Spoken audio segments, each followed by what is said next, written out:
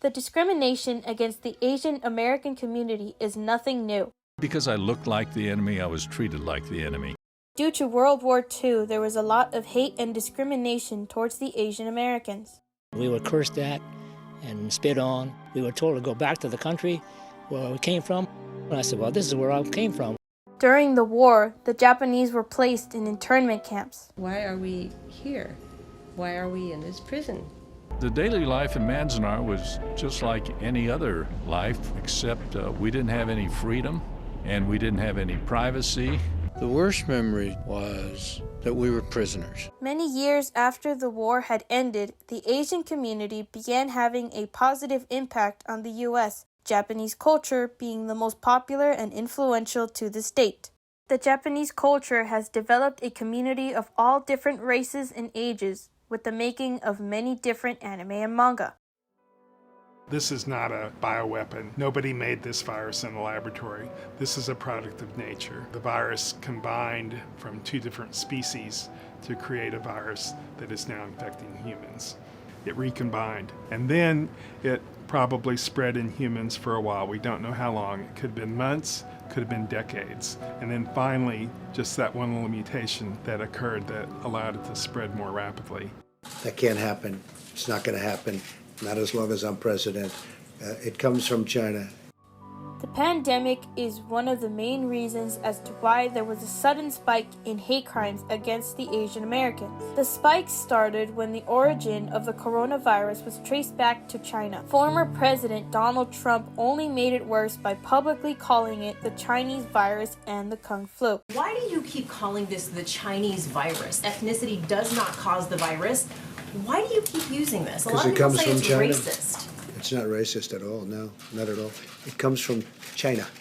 Trump has repeatedly identified COVID-19 as Chinese. China virus, Kung flu. Chinese virus. There are reports of dozens of incidents of bias against Chinese Americans in this country. There have been a big spike in verbal attacks and physical assaults since coronavirus swept across California. And even deadly attacks. The disturbing surge of racist attacks against Asian Americans. Harassment and assaults against Asian Americans are up sharply. Asian American community leaders say Trump is whipping up hate. Trump's gonna you. You need to leave. Ever since those statements, the hate crimes only got worse. It has caused the families of the victims to speak out on their behalf. 84-year-old Thai American Visha Ratanapakdi knocked over while out for a walk. He died a few days later from his injuries. The San Francisco grandfather had just received the vaccine and stayed healthy through the pandemic, walking for an hour in his neighborhood every morning. It was on his walk when an unprovoked attacker ran across the street. He got injury very bad about his brain bleeding, and he never wake up again.